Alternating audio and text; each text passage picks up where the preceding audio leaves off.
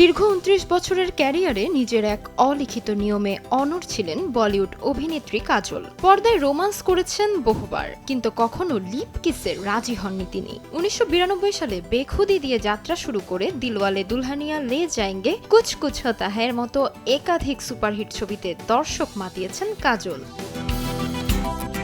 শাহরুখ খান থেকে অজয় দেবগন সবার সঙ্গে জুটি বেঁধেছেন, তবে পর্দায় চুম্বনের দৃশ্যে দেখা যায়নি কখনো।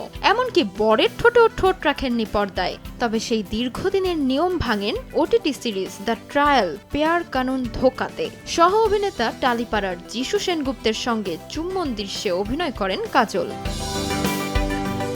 এক পডকাস্টে কাজল জানান, সিদ্ধান্তটি সহজ ছিল না। তার ভাষায় এটি শুধু চুম্বনের দৃশ্য নয়, চরিত্রের আবেগ ও সংগ্রামের গুরুত্বপূর্ণ অংশ ছিল।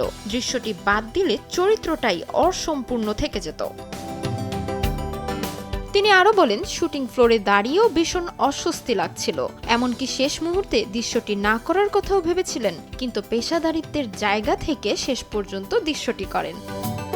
তাজমিলা খান, সময় সংবাদ।